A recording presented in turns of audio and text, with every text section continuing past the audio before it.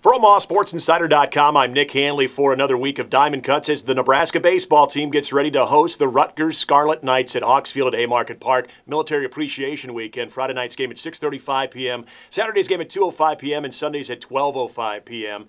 So for Nebraska, coming off of a series victory against Ohio State, and this one might feel kind of different for Nebraska because they felt like they probably should have come away with a sweep in Columbus, Ohio. It started Friday night with a dominant performance by Jake Hohensee, but Mother Nature had other plans as that game was suspended with Nebraska up 5-2. As they turned it over to Saturday and resumed play, Matt Waldron had to get the start and just could not really get his pitch location where it typically is. And Ohio State was able to get a lot of good contact. They were able to come back using a big inning to win that first game of the series. But give Nebraska a lot of credit. They come back in the doubleheader on Saturday, get the win, and then, as typical fashion for Nebraska, Jake Myers and Nebraska get the Sunday decisive win over Ohio State to win the series. They are now 2 games out of first place in the Big Ten Conference behind Maryland. Going to be very tough to catch Maryland right now, but for Nebraska, sitting pretty good in the conference standings.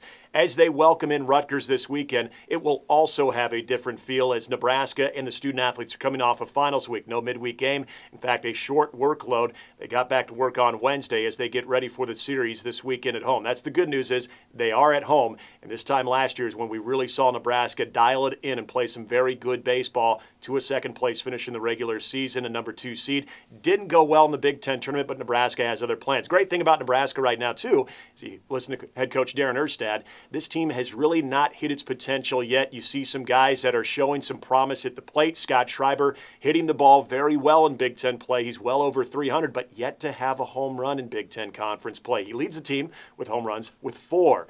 Luis Alvarado also very good in conference play. Jake Myers good in conference play. And we've seen guys like Luke Roscom. We've seen Angelo Altavilla. A lot of different players have been very good in conference play, but it's been a little bit streaky. Ben Miller leads the team in conference play, hitting well over 300 as well. So can the Huskers continue to stabilize their offense? That's going to be the big question. But more importantly, Nebraska tied for 3rd with the fewest errors in conference play. Jake Schleppenbach did commit his first error. That was last weekend, but so far the second baseman with just 1 error at this point of the season. It's been outstanding to watch him play, and that's really been a weapon for Nebraska so far. They've handled the baseball very good, and when they do that, they have been very, very difficult to beat.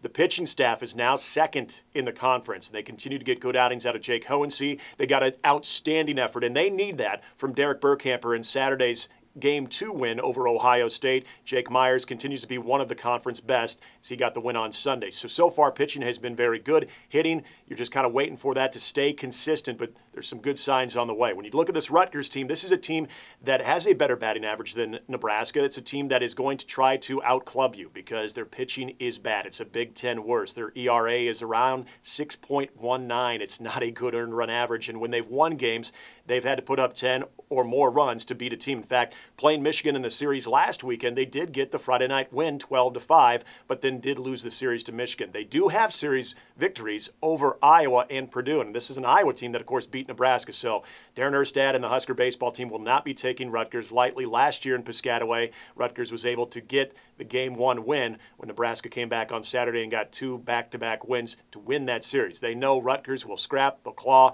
very similar to what Nebraska does, but it's for Nebraska to try to get on this pitching staff. They have been very bad throughout this season. For Nebraska this weekend, you're going to see the same starting rotation. It will be Jake Hohensee on Friday night at 6:35. It'll be Derek Burkhamper Saturday at 2:05. And then, of course, Mr. Reliable, Jake Myers Sunday at 12:05 p.m. So that's your pitching matchup. And for Rutgers, they're a team that is just a couple games out of that 8 spot in the Big Ten standings and trying to qualify for the Big Ten tournament as only a few conference series remain for both teams.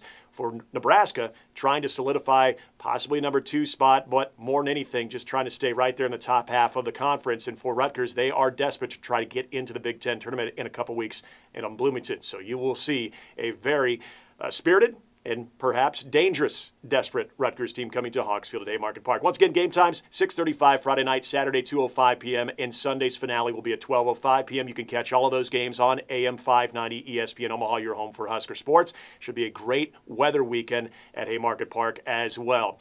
For Omaha Sports Insider, I'm Nick Hanley for another edition of Diamond Cuts.